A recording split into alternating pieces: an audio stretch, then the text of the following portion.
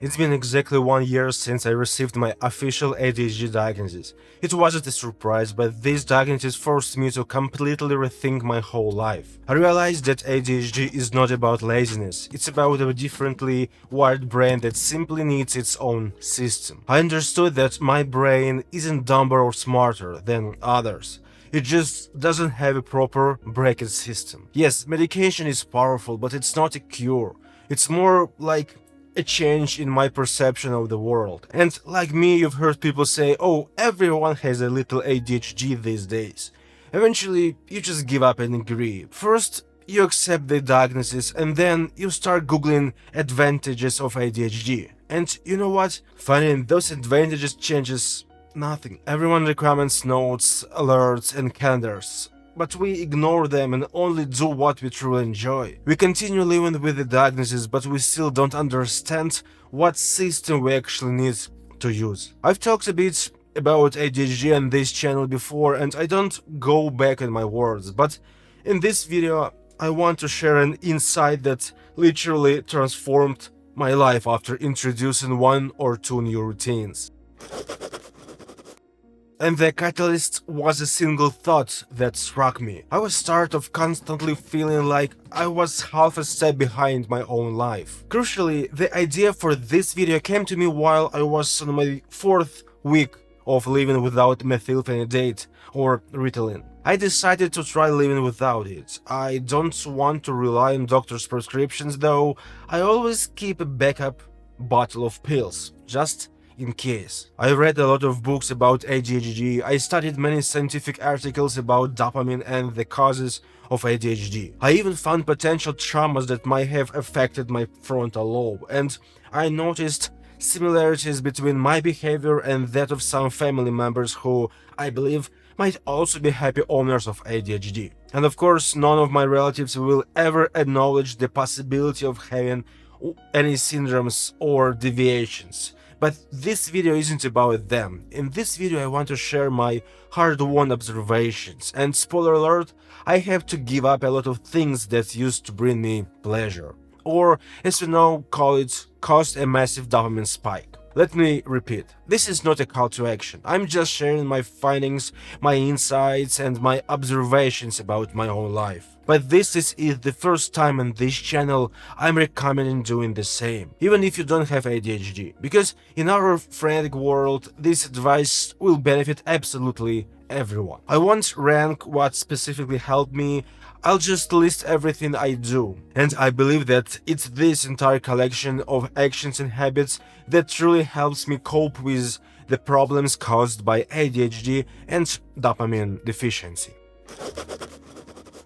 In fact, our main problem isn't doing the work, but starting it. For us, routine tasks feel like a dopamine penalty until we hit that hyper-focused state. And here's the paradox. We either can't force ourselves to take the first step, the problem of initiation, or once started, we can't stop, the problem of inhibition. It's this dichotomy, lack of motivation to start and lack of breaks at the finish line, that makes many traditional time management techniques pointless. They don't read the cause, dopamine dysregulation. To start working, I first needed to level out my brain chemistry, not just set a timer. The Pomodoro timer might say, work for 25 minutes, but the brain screams, that's boring, where is the immediate reward? This fundamental clash between immediate pleasure and delayed gratification is what we actually have to fix before any productivity hack will work. So I'll start with the first thing.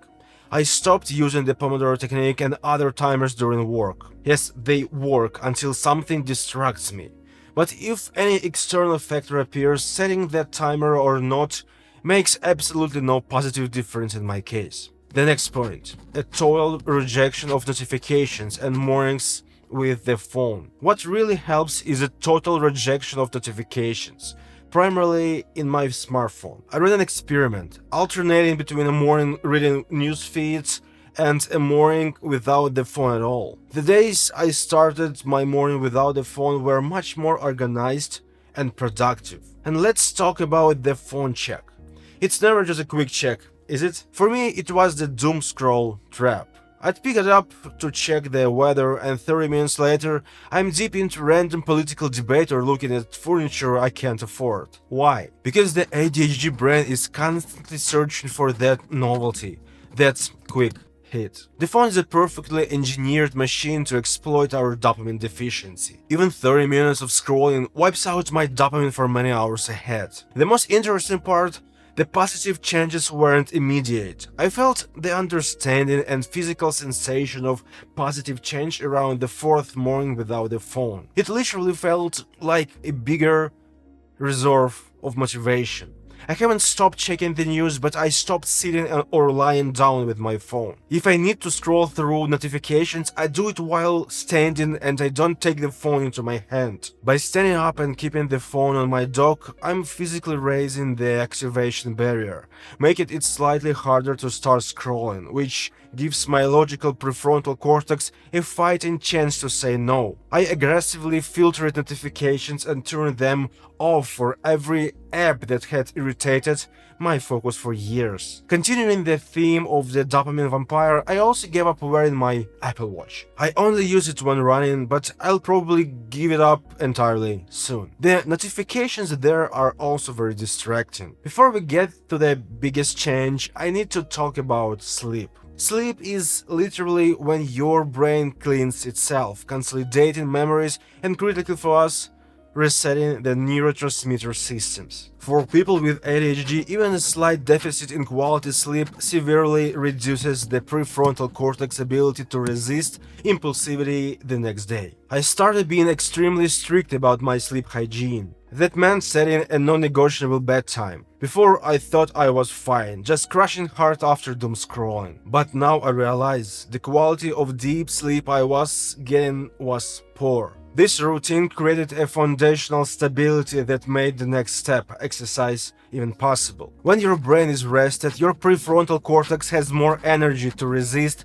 the cheap dopamine spikes the next day. Regarding diets, limiting sweets and snacks. No, I didn't completely stop treating myself, but we stopped buying sweets in the quantity we used to. The absence of stock again helps keep my dopamine level where it needs to be.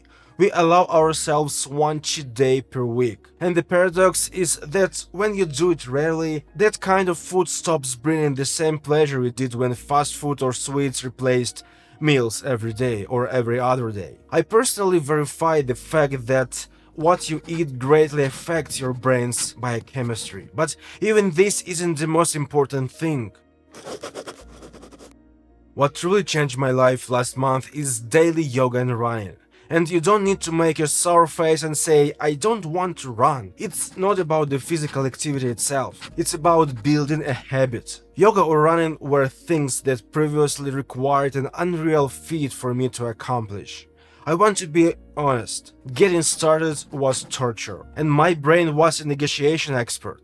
Just 5 minutes. I tell myself, just put on the running shoes. The key was realizing the greatest friction point for any ADHD task is the activation energy, the mental effort required just to start. And I learned to break the task down until the first step was nearly frictionless. For running, the shoes and clothes had to be laid off the night before.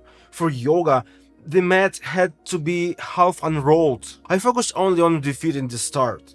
Once the body was moving, the inertia of motion usually carried me through the 30 minutes. The system is more important than the specific exercise. It's the repeated act of defeating activation energy that retrains the prefrontal cortex. Every day you have to stand in difficult poses for 25 minutes or get soaked in the rain while running. This sounds awful. For the first week or two, my brain refused to go get the yoga mat because it would be unpleasant, it would be hard. But after a week you realize it's not so difficult anymore, and after 2 or 3 weeks the question or whether you should do it now doesn't even come up. And here lies something that's written about in books but rarely explained to people with ADHD. When 30 minutes of yoga and 30 minutes of running appeared in my life, I completely stopped thinking about stimulants. It's unbelievable. I wrote the script for this video in complete silence,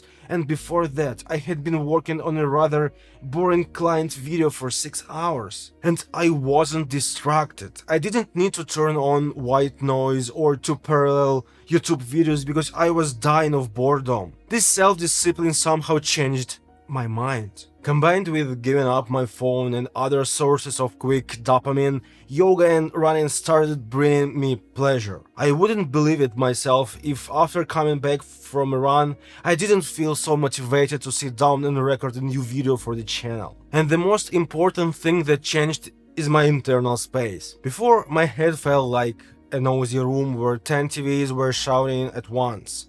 Now there is silence. It's not just the absence of distractions, it's the ability to see the future more clearly, plan without panic, and most importantly, keep long-term goals in focus without giving in to momentary impulses. This clarity is the best reward for all the work. It's what allows me not just to survive with ADHD, but to truly build my life. Why do I want to say? I'm not stopping here. I want to reach 1 year of regular practice. I don't want to bring my smartphone back into my mornings. I continue to practice meditation, and in a year, I will definitely make another video where I detail my progress. I think this is an excellent way to improve your life. And here's my personal advice. Start tomorrow.